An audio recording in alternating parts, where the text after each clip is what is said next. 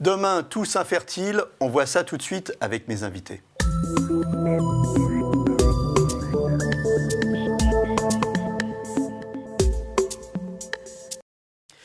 Les études scientifiques s'accumulent pour nous alerter sur le déclin de la fertilité. Alors demain, tous infertiles, c'est la question qu'on va se poser avec mes invités sur le plateau. Avec moi, Brigitte Fanny Cohen, vous êtes journaliste santé. Et en duplex, le professeur Stéphane Droupi, vous êtes chirurgien urologue, vous êtes chef de service urologie, andrologie, sexologie au CHU de Nîmes. Et tous les deux, vous êtes co-auteurs de Demain, tous infertiles. Alors, Brigitte Fanny Cohen, qui a eu l'idée de ce bouquin ? Alors, j'ai eu l'idée de ce livre, effectivement. Alors, c'est Demain tous infertiles avec un point d'interrogation. Eh oui. Ce n'est pas une affirmation. Pourquoi ce livre ? Parce que, vous l'avez dit, les études s'accumulent et montrent qu'il y a un déclin de la fertilité chez l'homme. Au début des années 70, aux alentours de 1971, les études montraient qu'il y avait 99 millions de spermatozoïdes par millilitre de sperme. En 2010, il n'y a plus que 47 millions de spermatozoïdes par millilitre de sperme, donc vraiment c'est divisé par 2. Alors ça ne veut pas dire pour autant que ce sont des moyennes bien sûr, mais ce sont des études qui ont été faites dans de nombreux pays, ça ne concerne pas qu'un pays, donc c'est sur le plan international que la fertilité se joue. Ce sont des moyennes, cela ne veut pas dire que les hommes ne peuvent pas avoir d'enfants, enfin pas du tout, mais il y a quand même une baisse inquiétante. Alors 47 millions, bon, c'est quand même suffisant, bien sûr, mais ce qui est inquiétant, c'est la courbe, c'est la baisse. La courbe. On dit que si ça continue comme ça, bientôt il n'y en aura plus beaucoup. Exactement. La définition de l'infertilité, professeur Droupi, à partir de quel moment on dit qu'on est infertile ? Alors, on dit qu'on est infertile lorsque on essaye d'avoir un enfant de façon régulière, sans contraception, et pendant un an, et qu'on n'y arrive pas. Mais en pratique, ce qu'on peut dire, c'est que dès qu'on a un doute sur sa fertilité et que ça commence à traîner, en gros, il vaut mieux consulter un médecin, soit un urologue si on est un homme, soit son gynécologue si on est une femme. Voilà, donc on consulte et on va bien sûr faire des examens. Alors, quel type d'examen et pour chercher quoi ? Alors, la première chose, c'est déjà de discuter avec le médecin et de voir s'il n'y a pas des choses dans la vie, à la naissance, qui pourraient orienter vers un problème de fertilité. Par exemple, étant enfant, à la naissance, par exemple, les 2 testicules n'étaient pas en bonne position. L'homme a déjà été opéré, ou il a eu des problèmes de santé, des infections. Et donc, en discutant comme ça, on va déjà identifier des pistes. Et puis ensuite, il y a l'examen clinique, c'est-à-dire qu'on va examiner l'appareil génital de l'homme lorsqu'on est urologue pour vérifier s'il y a bien 2 testicules, s'ils sont en place, s'il n'y a pas d'anomalie, une anomalie particulière qu'on appelle la varicocèle, par exemple, qui peut altérer la fertilité. On va lui demander s'il fume, enfin tout un tas de choses. Et puis ensuite, on va lui faire un examen qui est le spermogramme, qui va permettre justement de quantifier et de vérifier la qualité du sperme. En clair, qu'est-ce que c'est un spermogramme et comment ça se passe ? Alors, c'est simple, c'est en fait un examen d'un éjaculat, c'est-à-dire que l'homme va se rendre au laboratoire et va recueillir par masturbation un éjaculat, et va le donner au laboratoire qui va faire l'analyse, qui va quantifier le nombre de spermatozoïdes, qui va regarder si ces spermatozoïdes sont bien mobiles, regarder s'ils sont normaux, et on a des normes qui sont internationales comme ça qui vont permettre de classer la qualité du sperme comme normale ou anormale, voire quelquefois absence totale de spermatozoïdes. On va revenir sur les chiffres, mais en premier, cet examen, il est gênant pour les hommes, non ? C'est un frein à faire cet examen ? Oui, bien sûr il n'y a pas beaucoup d'examens médicaux qui sont agréables. Celui-là n'est pas douloureux, bien entendu. Il est un petit peu gênant, un petit peu... on va dire qu'il est plus agréable que celui de la prostate. Oui, enfin après, ça dépend des goûts, mais en pratique... Attention, c'est qu'un urologue. Mais en pratique, oui, c'est pas un examen douloureux, mais c'est un examen qui peut mettre mal à l'aise les hommes, effectivement. C'est pour ça qu'il faut essayer de dédramatiser un peu ça. Voilà. En 40 ans, les hommes ont perdu donc 50% de leur sperme. L'infertilité, c'est aussi l'affaire des hommes. On pensait souvent que c'était l'affaire des femmes, mais c'est aussi l'affaire des hommes, comme nous l'explique Virginie Rio, qui est cofondatrice et présidente du collectif BAMP. BAMP, ça veut dire Blog Assistance Médicale à la Procréation. On voit le sujet tout de suite. Oui, effectivement, depuis 40 ans, les hommes ont perdu 50% de leurs spermatozoïdes. Et pour beaucoup, ceux qui leur restent ne sont pas très en forme. Donc, on a une infertilité masculine et donc humaine qui est importante. Et dans notre association, notre projet associatif, c'est de témoigner, informer et agir, et accompagner et soutenir. Donc, c'est vrai qu'on accompagne des couples qui sont en parcours d'assistance médicale à la procréation, des couples qui vont commencer le parcours, d'autres qui sont en parcours et d'autres qui sont sortis du parcours avec ou sans enfants. Et dans les parcours d'assistance médicale à la procréation, pour nous, c'est important de rappeler que la majorité des gens qui ont recours à l'AMP sont des couples hétérosexuels et les hommes ont aussi des problématiques d'infertilité. Les hommes désirent avoir des enfants et les hommes ont besoin d'être écoutés, d'être accompagnés, de témoigner aussi. Et donc, pour nous, c'est quelque chose d'important. On revient sur les raisons médicales, professeur Droupi. Première raison peut-être à l'infertilité, des raisons chromosomiques. Il y a un syndrome qui est encore peu connu du grand public, mais qui touche un homme sur 100, c'est le Klinefelter. Qu'est-ce que c'est le Klinefelter ? Un Klinefelter, c'est un homme qui a un chromosome X en trop, c'est-à-dire que les hommes ont normalement 46 chromosomes, dont 2 chromosomes sexuels, un X, un Y, chacun l'un de leur père, l'autre de leur mère, et le Klinefelter a un X en trop, et ça va générer un dysfonctionnement de ses testicules qui s'aggrave avec le temps et qui va aboutir, la plupart du temps, à une absence de spermatozoïdes dans l'éjaculat. Ces Klinefelter, ils ont une possibilité, une chance un jour d'avoir des enfants ? Alors, plus on le découvre tôt, plus on va pouvoir avoir de chances de trouver des spermatozoïdes. Très souvent, nous, ceux qu'on voit pour un problème d'infertilité le découvrent en fait assez tard. Et ça fait partie des causes où les espoirs ne sont pas du tout à 100%. On va dire que 25 à 30% des hommes vont pouvoir avoir la chance d'avoir des spermatozoïdes qu'on va trouver systématiquement grâce à une intervention chirurgicale, c'est-à-dire qu'on va aller chercher directement le spermatozoïde dans les testicules. Est-ce qu'il y a d'autres causes chromosomiques ? Alors, il y a d'autres anomalies chromosomiques qui sont beaucoup plus rares et qui sont complexes, et des chromosomes qui vont mal s'agencer. Et puis, il y a des causes qu'on va dire génétiques. Et il y a une autre cause génétique qui est assez fréquente, qui est ce qu'on appelle la microdélétion du chromosome Y. C'est-à-dire que sur ce chromosome Y, qui contient tout un tas de gènes qui vont participer à la spermatogénèse, eh bien, il va y avoir des zones qui vont être manquantes et qui vont aussi générer des problèmes d'azoospermie, c'est-à-dire d'absence de spermatozoïdes dans l'éjaculat. Et puis il y a tout un tas de maladies génétiques plus ou moins rares qui vont s'accompagner également de problèmes de fertilité, notamment la mucoviscidose, qui est la maladie génétique la plus fréquente, qui dans certaines formes hétérozygotes, c'est-à-dire les gens n'ont pas la maladie mais ont une mutation de la mucoviscidose, vont avoir une absence de canaux déférents. Ils vont avoir plein de spermatozoïdes dans les testicules, mais aucun qui va pouvoir sortir. Et est-ce qu'il y a d'autres causes comme, je ne sais pas, des maladies qui peuvent provoquer de la fertilité, des médicaments, des infections, de la prise de substances qui peuvent provoquer de l'infertilité ? Oui, bien sûr. Au-delà de toutes ces causes dramatiques où il y a zéro spermatozoïde, il y a tout un tas de raisons qui vont altérer le spermogramme. On l'a dit, des enfants qui naissent avec des testicules qui ne sont pas bien descendus.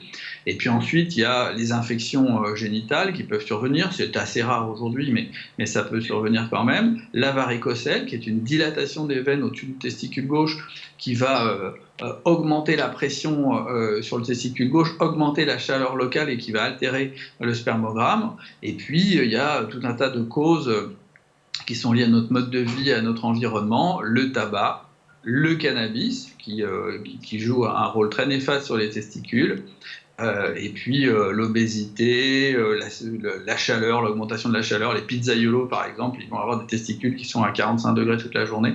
C'est très mauvais pour les testicules.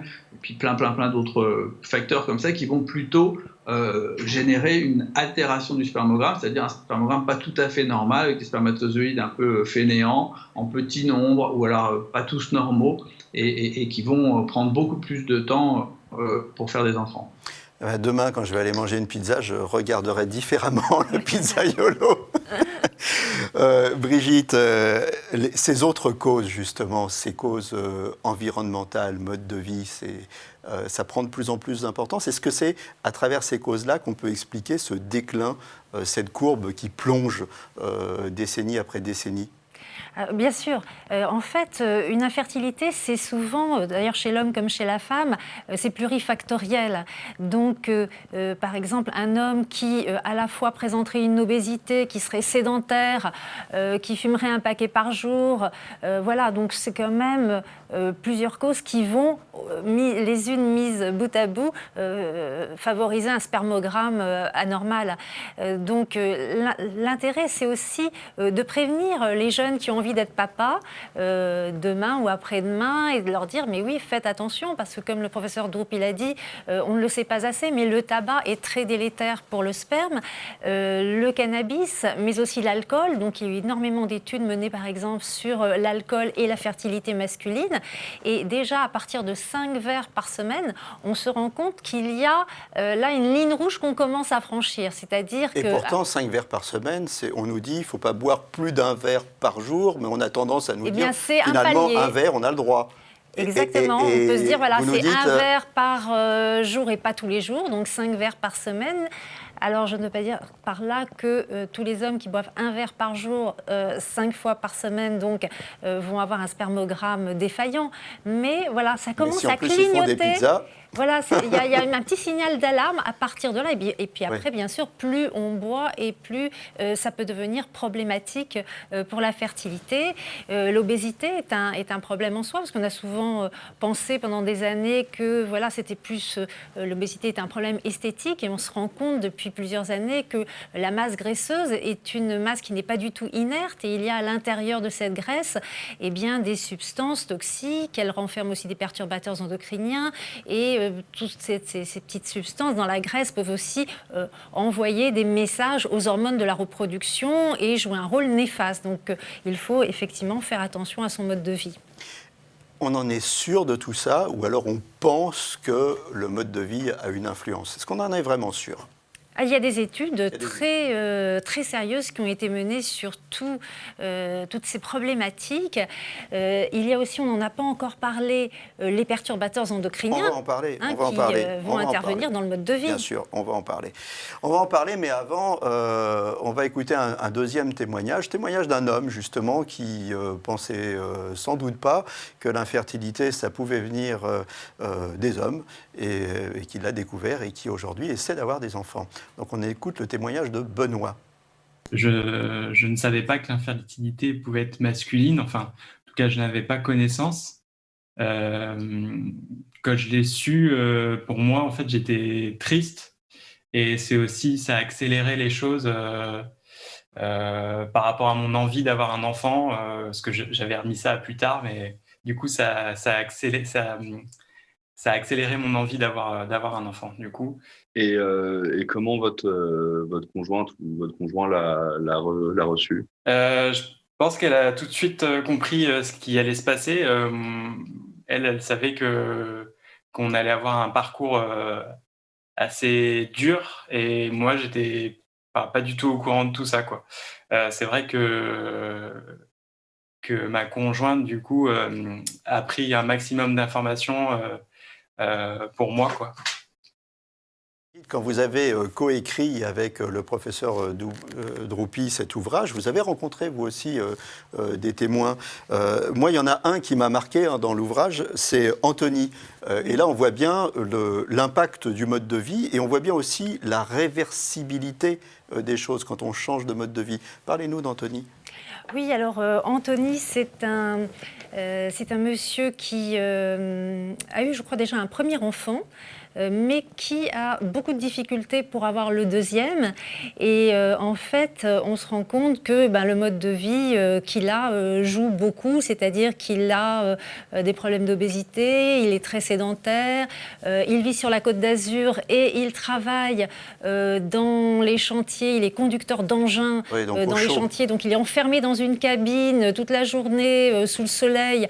Donc on vient de le voir avec le professeur Droupi, effectivement la chaleur n'arrange pas les choses, la sédentarité n'arrange pas les choses, le tabac et l'alcool non plus.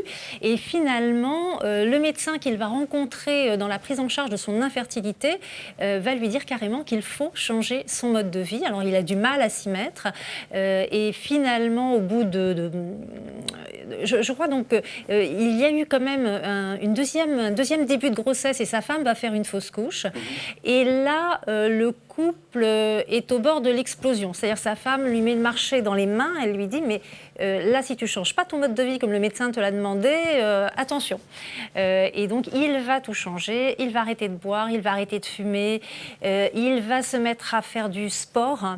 Avec sa femme, ils font des longues marches dans la nature et quand lui refait un spermogramme un an plus tard, eh bien, le spermogramme est de bien meilleure qualité et ça va permettre à ce couple de pouvoir faire une fécondation in vitro avec ICSI, c'est-à-dire le spermatozoïde qu'on va aller prélever et injecter directement dans l'ovule de la patiente, de la femme. Et grâce à ça, ils vont pouvoir faire un bébé.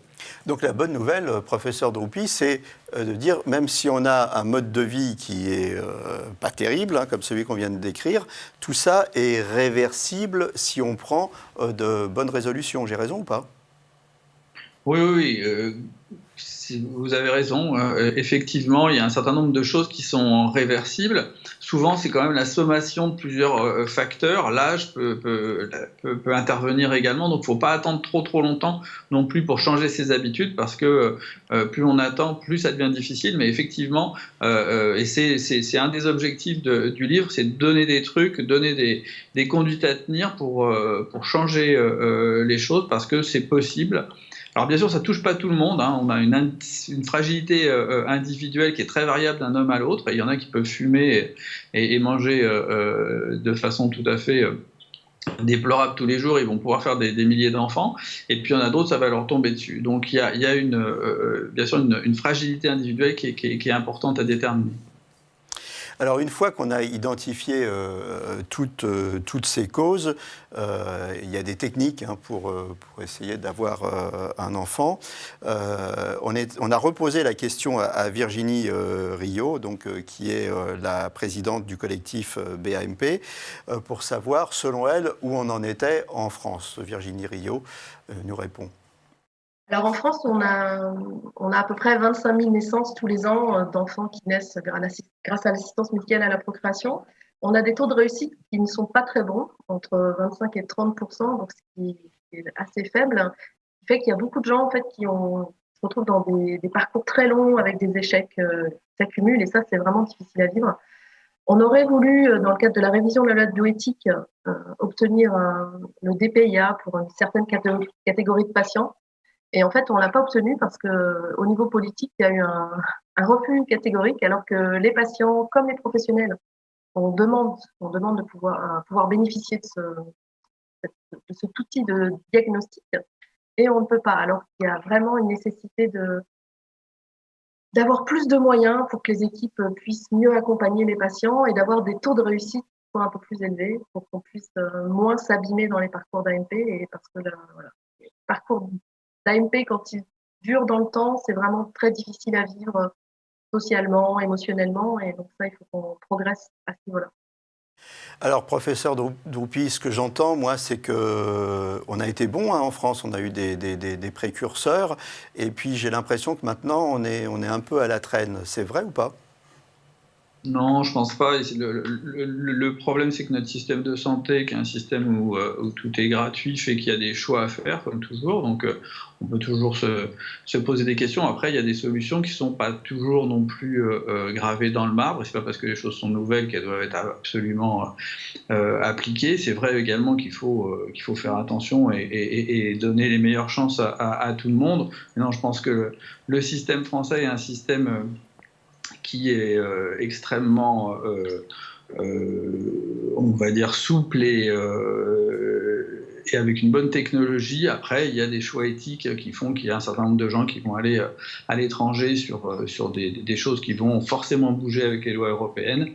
Mais globalement, on a quand même un système où les patients ont vraiment accès aux meilleures technologies. Et pourtant, avant de parler des technologies, et pourtant, à chaque fois qu'on interroge les gens, tous nous disent que c'est un parcours éprouvant. Alors pourquoi ils ont ce ressenti ? Bien sûr, c'est un parcours éprouvant puisqu'on passe 15 à 20 ans à se protéger d'avoir des enfants et puis le jour où on décide que c'est le bon moment et qu'on s'aperçoit que c'est pas possible, c'est évidemment le ciel qui vous tombe sur la tête avec tout ce que ça implique de remise en question personnelle pour les hommes sur leur virilité et pour le couple sur une remise en question qui est profonde, hein, bien sûr, sur la possibilité de procréer, d'exister à travers ses enfants. Donc c'est ça qui est difficile. Et puis après, bien sûr, c'est un parcours éprouvant, notamment pour les femmes, hein, puisque les stimulations hormonales sont très, très éprouvantes. Donc, il y a de la prévention à faire, hein, ça c'est important. Aujourd'hui, il faut pas hésiter à aller dans des parcours de prévention, à essayer de limiter au maximum les risques. Mais bien sûr, il y a toujours des gens qui vont avoir besoin de l'aide médicale à la procréation pour pouvoir faire des enfants. Dans la prévention, on n'en a pas parlé jusqu'à présent, il y a des perturbateurs endocriniens. Apparemment, ils ont un rôle dans la perte de la fertilité. Qu'est-ce qu'on fait pour se protéger des perturbateurs endocriniens ? Ils sont partout. Et c'est ça le problème, c'est qu'ils sont partout. Autant vous pouvez facilement décider d'arrêter de boire de l'alcool ou d'arrêter de fumer ou de vous mettre à faire du sport pour améliorer la situation. Les perturbateurs endocriniens, ils vous sont imposés. Hein, vous n'allez pas choisir de vous en débarrasser. Donc c'est vrai, ils sont partout. Ils sont dans des milliers d'objets de consommation courante. Il y a peut-être des perturbateurs endocriniens sur le revêtement de cette table que je suis en train de toucher. Il y en a dans les pesticides des fruits et légumes que nous pouvons consommer. Il y en a un petit peu partout, dans certaines peintures qui servent à, qu'on a sur nos murs, dans nos appartements. Enfin, il y en a partout. Le problème, c'est qu'ils ont une action sur les hormones et sur les hormones de la reproduction. Hein. Ils vont bouleverser un petit peu, interférer avec notre système hormonal et donc créer des problèmes d'infertilité. Donc il y a des lois, il y a des perturbateurs endocriniens qu'on a interdits, je pense au bisphénol A qu'on a interdit, et puis il y a des lois qui servent de plus en plus maintenant, qui sont promulguées pour nous protéger, mais voilà, il y a encore beaucoup de perturbateurs endocriniens autour de nous. Professeur Droupi, est-ce que d'une génération à l'autre, les perturbateurs endocriniens dont on ne connaissait pas le risque et dont on ne se méfiait pas une génération, 2 générations en avant, est-ce qu'ils ont déjà fait des dégâts au niveau de l'infertilité ? Est-ce que ça va être compliqué à rattraper ? Alors oui, c'est quelque chose qu'on a découvert il y a un peu plus une vingtaine d'années. En fait, ça fait pendant les 100 ans, on a mis sur le marché plein de produits chimiques. Et puis on s'aperçoit aujourd'hui qu'ils ont un certain nombre d'effets indésirables et on s'aperçoit surtout que les gens peuvent être modifiés au niveau de leur, pas de leur génome, mais ce qu'on appelle l'épigénétique, c'est-à-dire ce qui va faire fonctionner à la marge le génome, et que ces modifications peuvent se transmettre d'une génération à l'autre, voire sur plusieurs générations. Et que donc, lorsque votre grand-père a été soumis à une forte dose de perturbateurs endocriniens, un médicament, ou votre grand-mère, et ben ça, on peut le retrouver chez les petits-enfants. Et c'est vrai que c'est un petit peu inquiétant. Il nous reste 2 minutes pour finir cette émission. Aujourd'hui, la technique, la technologie qui doit donner de l'espoir à tous les couples qui veulent un enfant. Qu'est-ce que c'est en quelques secondes ? En quelques secondes, on améliore, en tout cas pour ce qui est de l'infertilité masculine, on améliore les techniques de prélèvement de spermatozoïdes qu'on réalise aujourd'hui de plus en plus sous microscope. On découvre de plus en plus de causes génétiques et ça permet de faire des traitements plus spécifiques pour certains patients, leur donner des antioxydants plus ciblés. Et donc tout ça, c'est une évolution de la médecine qui se fait également pour les domaines de l'infertilité et qui font qu'on arrive à faire de plus en plus d'enfants aux hommes infertiles et aux femmes infertiles, bien sûr. Donc si je vous entends bien, ça veut dire qu'aujourd'hui, même avec un spermogramme très très pauvre, on ne doit pas perdre espoir. Non, bien sûr, on ne doit pas perdre espoir. Il faut consulter le plus tôt possible. Et bien sûr, les parcours sont difficiles, mais franchement, l'espoir est au bout du tunnel parce que on a le droit à 4 FIV aujourd'hui en France remboursés, donc 25% à chaque fois, ça fait peut-être pas 100%, mais pas loin à la fin. Pour conclure, en quelques secondes, Brigitte, on ne doit pas perdre espoir. Alors, on ne doit pas perdre espoir, ni les hommes, ni les femmes. C'est vrai que le chemin est très, très difficile, mais il y a de bonnes raisons d'espérer. Et à côté de la médecine, de tout ce que vient d'expliquer le professeur Droupi, il y a aussi ce qui se développe beaucoup plus aux États-Unis, mais un tout petit peu en France actuellement, c'est le coaching périconceptionnel, c'est-à-dire qu'on va jouer sur le mode de vie, on va aider des hommes à améliorer leur mode de vie, leur alimentation, peut-être leur donner même des vitamines dont ils ont besoin, les aider à se remettre au sport, etc. Et ça aussi, ça va être une part parfois du traitement. Voilà, bah écoutez, comme on le dit très très souvent dans cette émission, on conclut quasiment toutes les émissions par ça, le mode de vie, c'est quelque chose d'essentiel dans la santé. On vient d'apprendre que c'était quelque chose d'essentiel dans la fertilité. Alors demain, tous infertiles, point d'interrogation. On a envie de dire non, il y a de l'espoir. Je vous recommande la lecture de ce livre et je vous donne rendez-vous à très bientôt pour un nouveau numéro de Capital Santé. D'ici là, portez-vous bien.